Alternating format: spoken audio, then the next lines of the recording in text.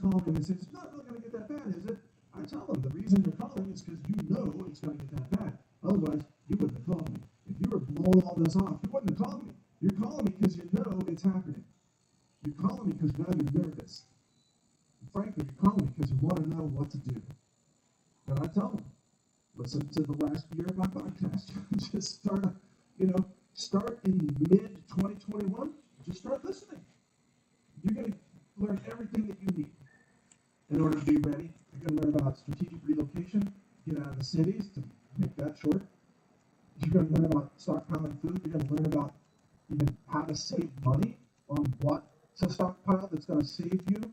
You're going to learn about everything. Backup communications, night vision equipment, gear reviews if you need gear. When I talk about bicycles and human-powered equipment, right? You remember all my podcasts about sewing machines that you can hand crank, and how excited I got when I bought that Singer sewing machine that was built in the 1950s. Yeah, and I was this weekend I saw an antique hand-cranked corn shucking machine, and I just about fell in love. It was like, that's a corn shucker with a flywheel and a belt and a crank. Oh my gosh, that's so awesome. You just feed corn cobs into it, and you get, corn kernels. I want one. I want a corn shucking machine. Well, I guess it's not a shucker, actually. It's a corn kernel harvester. I guess shucking is taking it off the outer part, right? The leaves and everything. So this is a corn. What do you call it? What? I'm not sure what the right term is, but you gotta have the corn with the leaves off, and you shove it in this machine, and you get corn kernels. So there you go. Pretty awesome stuff. But anyway, my point is, anybody who wants to know what to do, just go back and listen to the last year, or just download my free book. ResilientPrepping.com. That's all you gotta do. It's free. Download it. MP3 files. No purchase. Just ResilientPrepping.com. Get all the files. Boom. You're done. Okay. So moving on. That's why people are calling me, because they're nervous. They're seeing it happen. And people are looking at what's happening around the world. So we're going to talk about Sri Lanka here for a minute. That's Sri Lanka. So Sri Lanka is in a full-blown collapse and a revolution. The presidential palace, I don't know if you want to call it that, the presidential buildings and everything were just overrun over the weekend by mobs. It looked like a couple 100,000 people just going in through there, just taking over the place. And why are they doing that? Well, because Sri Lanka has utterly collapsed. I mean, the president just had to flee, and I think he's officially resigning, and most of the government has resigned. And I wonder, what went wrong? What happened in Sri Lanka? How come they have no food, no currency, no medicine, no transportation, no fuel? By the way, there's no fuel to drive your vehicle full of your crops. If you're a farmer, you can't drive them to the market or to the processors because there's no fuel. And so crops are rotting and people are starving because the system has broken down. The system of interdependencies. A lot of logistics goes into that. And, I've talked about it here for a long time. Diesel engine oil, diesel fuel, DEF. We're talking about long-haul trucks. We're talking about railroads and also tractors and agricultural equipment, construction equipment. If you start to lose diesel fuel, your country collapses. And if you were wondering, is that really true? Does that really happen? Sri Lanka. There's your answer right there. Sri Lanka. Just take a look. There it is. Now, what really caused the collapse? What was the trigger factor to this? Well, this has been written about quite a lot in the last week, and I realize that this assertion is somewhat controversial, but it makes sense to me. And apparently, the country of Sri Lanka wanted to go 100% organic with agriculture, which I think is a great idea if you do it correctly. But for some reason, some bizarre reason, they decided, reportedly, this is the best information I have so far, they decided to ban synthetic fertilizers, which means no nitrogen that comes from natural gas. No calcium nitrate or ammonium nitrate or what urea, or any other nitrogen-based fertilizers or fertilizer precursors, which, by the way, are necessary for growing half the world's crops. Or maybe the best way to say this is that without nitrogen-based fertilizers that come from natural gas for the most part, half the world would starve to death. So the only way that we can support the current world population is by having nitrogen-based fertilizers made from fossil fuel. Remember, we talked about this before, the so-called Haber chemical equation, the Haber process. It takes nitrogen out of the air, it fixes it into ammonia, which is NH3, right? 1 part nitrogen, 3 parts hydrogen. And then that ammonia becomes the precursor to all kinds of nitrogen-based fertilizers. And eventually it's just pelletized, you spread the pellets on the farm soils, or you work it in your garden soil, whatever. The point is that the organic standard of growing food does not prohibit nitrogen fertilizer. Organics is supposed to mean non-GMO and no synthetic pesticides like organophosphates, or let's say synthetic herbicides as well, like atrazine or glyphosate. That's what organic means. Like, don't spray it with bug killer and don't spray it with weed killer. But I've never heard anybody argue that organic farming shouldn't use nitrogen, because that would be crazy. Because if you tried that, you would lose all your crops. Your yield would be a catastrophe. But for some reason, some unknown reason that's not yet clear to me, I'm still trying to figure out how this came to be, the government of Sri Lanka banned synthetic nitrogen fertilizers from all farming back in 2021. And that reportedly set this whole thing off, because then the crops failed, and then the crop failures led to hunger, and then there were strikes, and then there were disruptions, and then led to eventually the fuel shortages and the default on the debt, and the total collapse of the government, just from not having nitrogen-based fertilizers. And that's what can happen when your government makes an ill-informed decision, even though they claim to be doing something positive. Oh, we want to go all 100% organic. Well, be great. But why did you ban the nitrogen fertilizer? Because we can't grow anything without that. You've got to have nitrogen. And by the way, there's nothing bad about nitrogen. The air that you're breathing right now is, I think, 78% nitrogen. And nitrogen, we use it in the lab all the time. It's an inert gas in its N2 form. It's just that plants love nitrogen, so they need it, and then the Haber process allows nitrogen to be fixed with hydrogen to make ammonia that the plant roots can take up. See, plants can't just pull nitrogen out of the air. They need to take it up through the roots, and it has to be in a bioavailable form. So there's nothing dirty about that. There's nothing involving, oil. There's nothing involving coal. This is clean natural gas converted into ammonia. Just a simple molecule, NH3. And the plants love fertilizers made out of ammonia, and that's what has allowed the world population to expand since the early part of the 20th century. Without NH3, the world would not be nearly 8 billion people. Not even close. It would be maybe 4 billion. And that's if you're shoveling a lot of manure around, by the way. You have to get nitrogen from animal manure and animal urine and so on. You have to capture it. So that's what's happening right now in the Netherlands with the farmers and their uprising. And the government there is saying that your farm animals are producing too much nitrogen, and that nitrogen is a pollutant now, the government says. This is part of the World Economic Forum plan to shut down agriculture and shut down food all over the world. Okay? So the Dutch farmers are rising up, pretty angry, rightfully so, saying, what are you doing? You're going to make us, stop producing meat, because, of course, cows urinate and cows defecate, and that produces nitrogen. If the government wanted to help, what they should do is capture the nitrogen and find ways to use it on crops. Now, I'm not saying, put cow manure directly onto, like tomato, vegetable plants and things like that.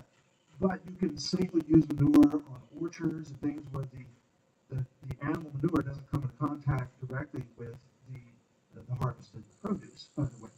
And you can use animal urine in all kinds of fertilizer mixtures as well. In fact, this is what was done before the Haber process. So humanity grew crops using animal manure since the dawn of agriculture. Okay, there's nothing new.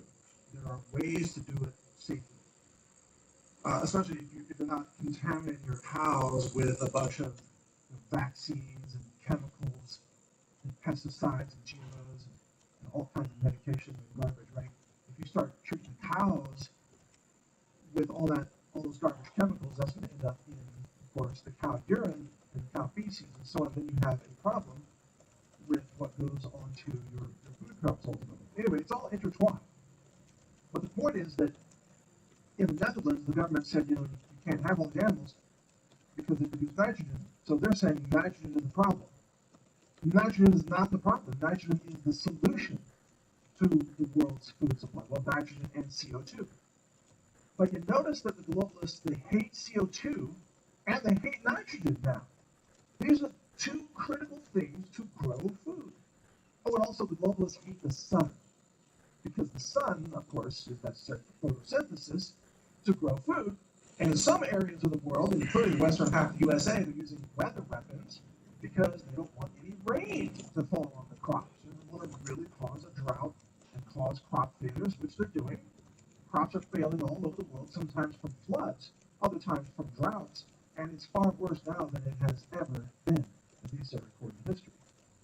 And yeah, some of that's weather weapons. So we have the governments of the world, the global elite, the WEF graduates, declaring war on everything related to producing food. War on the sun, war on carbon dioxide, war on rainfall in some cases, war on nitrogen now. They've added nitrogen to the list, which is completely insane. But then getting back to Sri Lanka, what Sri Lanka is demonstrating is the result of this. If you ban these inputs, your crops collapse. And you end up with a collapsed government. You end up with social revolt, revolutions, chaos. You have homelessness, destitution, desperation, and probably civil war in some areas. So understand, Sri Lanka is a little tiny version of this. It's the canary in the coal mine. I know it's not little to the people who are there, but I just mean globally. That's a small example of what's coming to Europe. This is what's coming to America. This is what's coming to Canada, Australia, and other countries if they follow the same insane policies. Now think about it. If they ban nitrogen-based fertilizer in America, what would happen to the food supply in America? Exactly what's happening in Sri Lanka. You would have a total economic collapse, an absolute collapse of civilization. No. So will they ban nitrogen-based fertilizers in America? Gosh, I hope not. Maybe they were trying it out in Sri Lanka to see if they could get away with it. But I think people are becoming aware. If they try to ban these things in the United States, I mean, the revolt would be immediate from the agricultural community. And they would never ban this in Russia or China because the leaders of Russia and China, no matter what you think about them politically, they don't want their people to starve to death. They actually want to produce food. They want successful crops. Whereas in the Western world, these leaders want to exterminate their own populations. They're trying to kill off their people. So don't be surprised if these kinds of decisions are made in America. You wake up one day and you're like, well, guess what? Fertilizer is illegal. I'm like, well, what am I supposed to do? Pee on 400 acres of corn? I have to drink a lot of water for that. Well, just don't be surprised.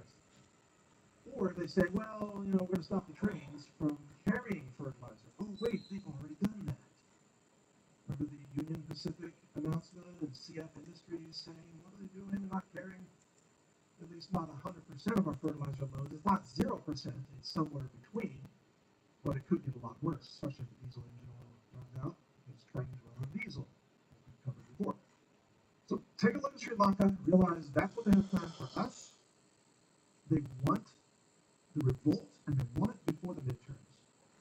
They want America to collapse into total chaos, starvation, desperation, civil war, uprising, revolt, revolution. I mean, January 6th was just a warm-up compared to what they want to try to cause with mass starvation. Oh, and they want to take away your firearms as well. I want to take away your free speech rights. I want to take away your right to worship. I want to take away all your rights and then starve you to death. Oh, and don't forget to get your booster shots, too. Just in case you don't starve to death, they want to clock you to death with the clock shots. So That's the extermination agenda, and it's happening now. So double down on your preps. Get ready. And let me just give credit to the sponsors today on that very point. Okay. Marjorie Wildcraft, again, iCanGrowFood.com. Watch that video if you haven't seen it yet. It shows you how to grow food very simply, very effectively. iCanGrowFood.com. And then the satellite text messaging devices at the satellite phone store, SAT123.com. You'll be able to send and receive text messages to anybody's mobile phone or sat phone via satellite, even when the cell towers are down, even when the grid is down. In a total blackout situation, you'll be able to send and receive text. And if you have one of those EcoFlow solar generators, like little battery banks from EcoFlow, which the satellite phone store also sells, you'll be able to charge all your communications devices. You know, your mobile device, your satellite device, and your flashlights, radios, stuff like that, you'll be able to charge them. So those are called EcoFlow, and the satellite phone store has those as well, SAT123.com. And then for your physical gold and silver, Fox and Treasure Island Precious Metals Company, that's at metalswithmike.com. That's metalswithmike.com. They will square you away with physical metals in your hand. Remember, no matter what you have financially that's held with somebody else, a bank account, stocks, crypto, even gold in somebody else's vault, in every one of those scenarios, there is counterparty risk. The only thing that has no counterparty risk at all is physical gold and silver in your hands, in your possession. But then again, at that point, you have to protect it. And if you're not yet settled, you might not want to move around with it, so you might want to have a vault storage option that's hosted for you. That can make sense in some situations. But bottom line, you want to be where you can physically own and control and protect physical assets that will survive the collapse that has been planned and unleashed against us. All right, we're going to move on to talk about what's happening in Germany because of the energy collapse there. And it's getting bad even in July. What do you think it's going to look like in November? We're going to talk about that in a second. But I got to share this with you. I was just showing a friend who's an outdoors person who has told me he has eaten almost every kind of animal that you can eat in North America. like possum, yeah, I ate that. Rattlesnakes, oh, I eat them all the time. We're naming animals, and he's like, yep, ate that too. So this guy is a very avid outdoors person. Loves the kayak as well. I was showing him the Bivy stick. So we actually downloaded the Bivy app on his Android and we installed it and connected him via Bluetooth to the Bivy stick, which talks to satellites, and we'll talk about it. And I showed him how to compose a message on his phone and text it to his regular phone, or you can text it to a friend, just via satellite.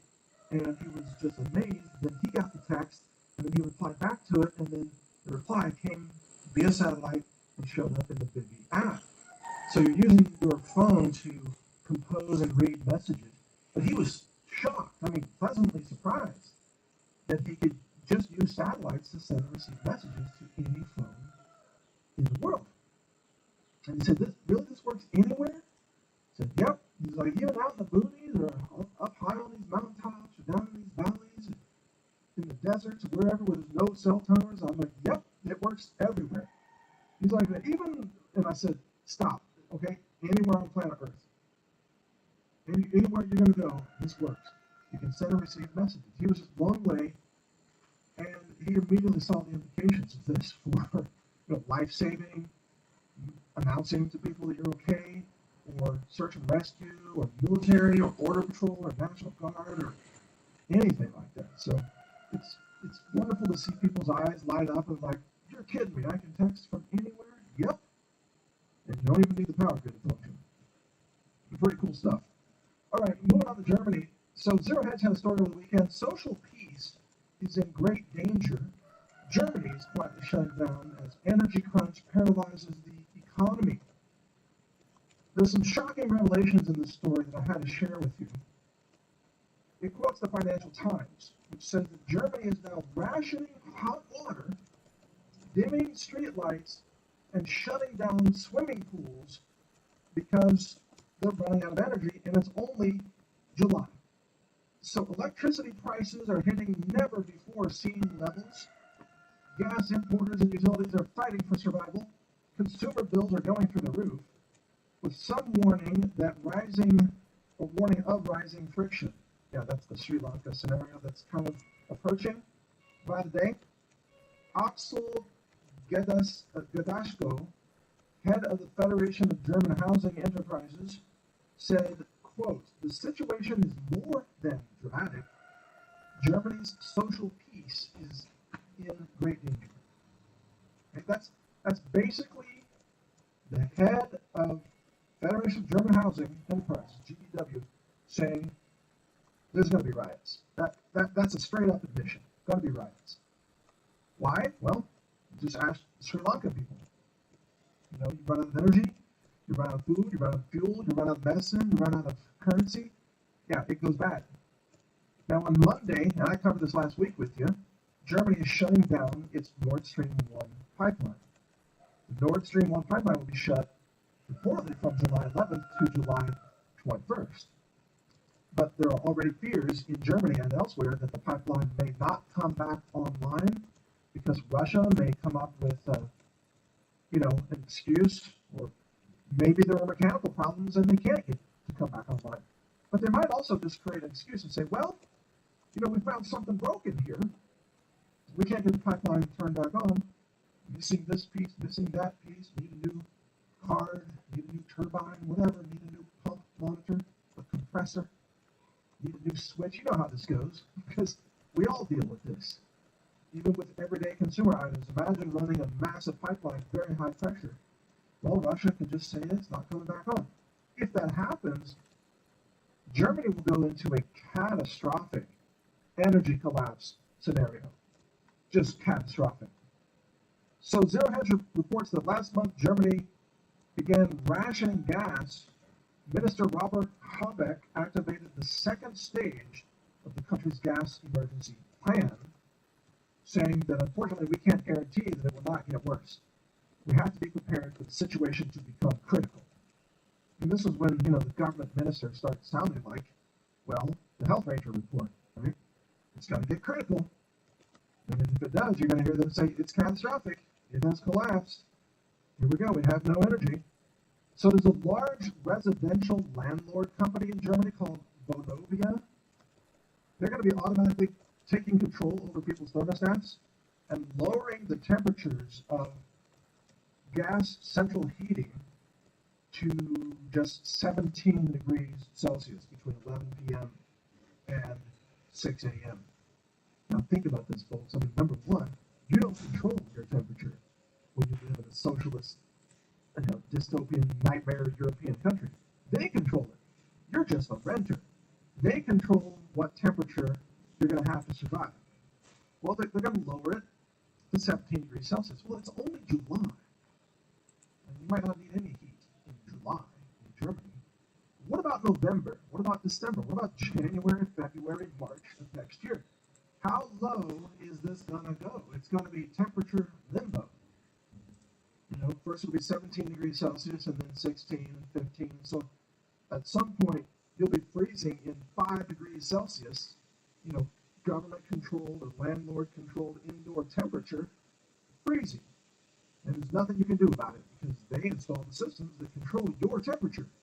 And then in the Saxon town of Dippoldiswalde, yeah, there we go, near the Czech border, said that, they're going to ration the supply of hot water to tenants. So now you can only take hot showers between 4 a.m. and 8 a.m., 11 a.m. and 1 p.m., and 5 p.m. and 9 p.m. So you got 3 shower windows now when you're going to get hot water. If you miss the shower window, you get to take a cold shower, which will feel really wonderful when you're also freezing because your ambient air temperature has been drastically reduced as well. You're going to be freezing in the shower, freezing when you get out of the shower. Welcome to Greta Thunberg's Green European Experience. You're going to have to sell tickets to that ride. So these are just a couple of examples of what Germany is going to do. This will spread to other European nations, of course. especially as Russia continues to, scale down its energy deliveries to, well, NATO countries and Western countries that are trying to destroy Russia. Why would you be selling them energy if they're trying to kill you or destroy you, right? So this is going to spread. This is only the beginning. Remember, it's only July. Pretty warm in Germany right now.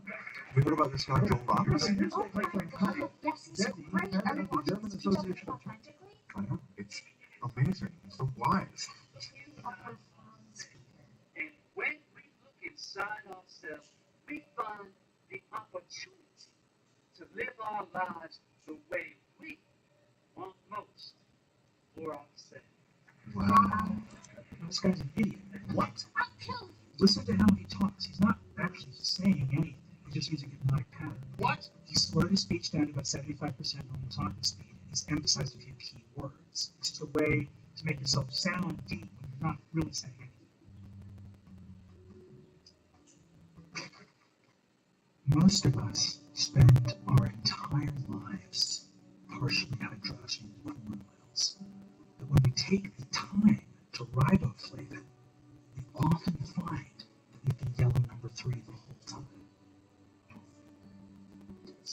It's gibberish. That's exactly what Dr. Trubisky was talking about. Dr. Trubisky? Most people's conclusions are based on their positions, but really, it's our positions that should be based on our conclusions. Whoa. See? Oh, that's also a rhetorical device. It's called anti-metabolism. You mirror his phrase, switching 2 words around in order to sound smart. Come on! No, it's true. You can do it with anything. Listen to this. If you want love to be a part of your life, you must first make life a part of your love. That is so wise! No, it's not. God, I love Doesn't it. actually mean anything. You know, you're taking the wrong lesson from this, guys. It doesn't mean anything. It's just a soup of empty buzzwords. God, that's just classic set alphas. You know that? What's a set alpha? As opposed to set omegas who are kind, intelligent, brave, and sensitive, set alphas are compassionate, brilliant, courageous, and passionate. Oh my God, that's me. It got my number. Is that a reminder to never stop talking about how I'm set up? Actually, that's just an appeal to tribalism. Oh, No, come on!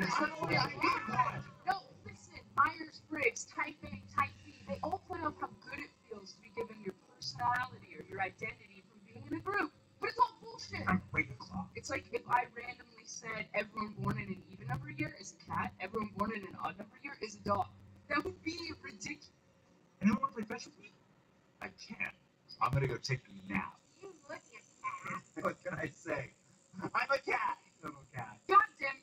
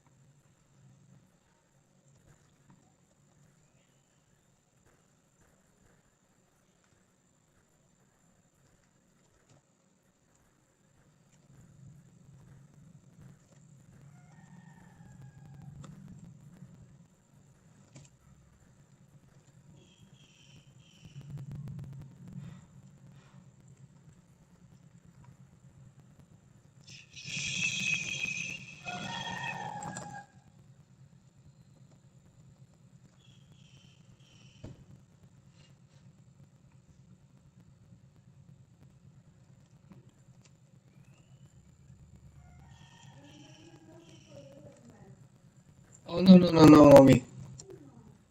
No. Oh, I don't want to eat. Oh. Oh.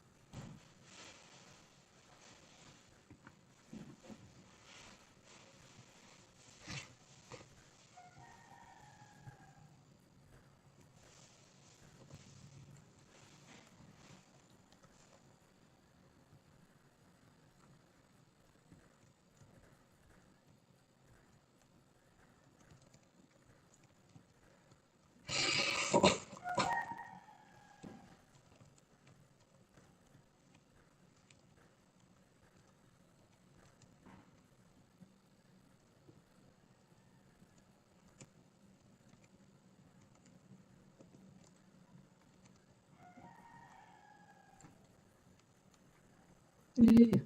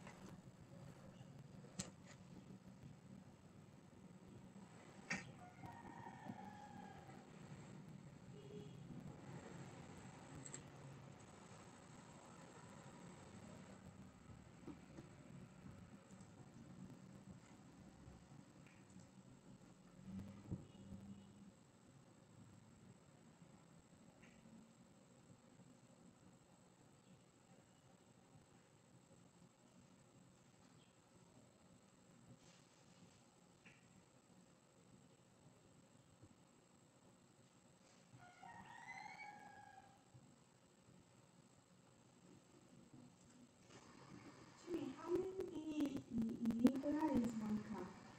I don't really understand this kind of thing. What's a Libra? LB. Pound. Okay, one cup is. I don't know. Go Google pound and cup. LP is pound.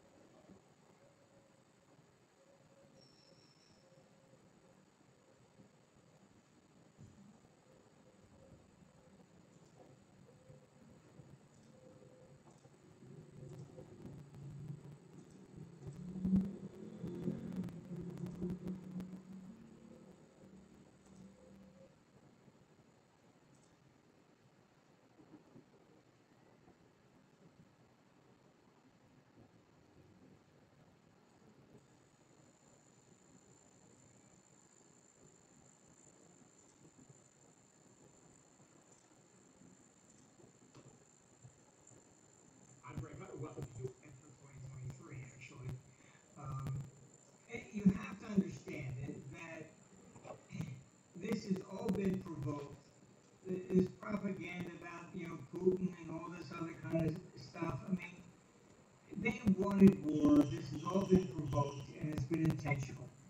I mean, even Henry Kissinger came out and said, listen, just let the Donbass go, which was part of the Minsk agreement. They were supposed to have elections after the revolution in 2014, that they wanted to go separate to their way.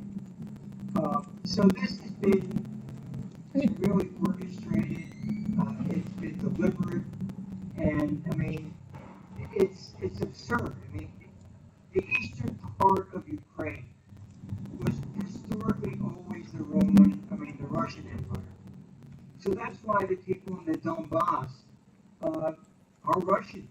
Okay, they're not Ukrainian. They don't speak Ukrainian, and most people do not understand the real full implications of the area. You might, people who are older would remember Khrushchev, and he's the one who started the Cuban Missile Crisis, etc. Well, Khrushchev grew up there in the Donbass. He, entered politics, and he's the one that rebuilt Kiev after World War II. He then, continued up the ladder and then became the head of Russia.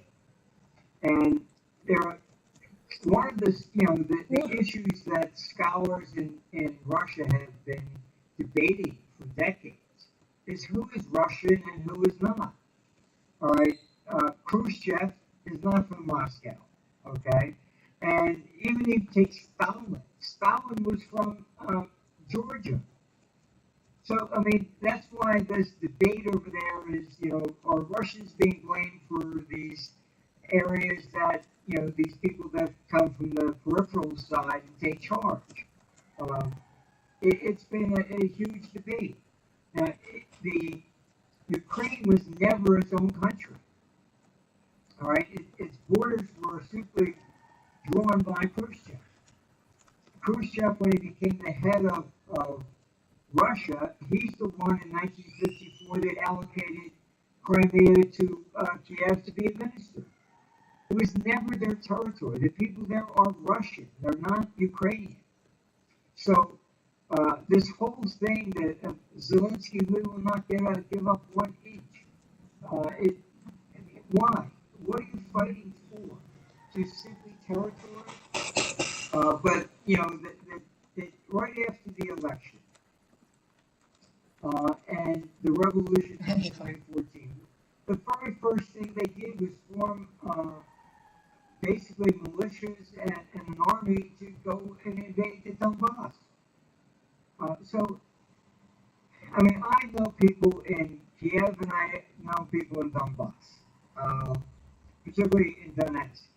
And I can tell you that I've known them for years. And if you brought a bottle of Russian vodka to dinner in Kiev, that would be an insult. They hate Russians, period. All right, they always have. In part, that was, if you watch the film Mr. Jones, that's when Stalin got a hold of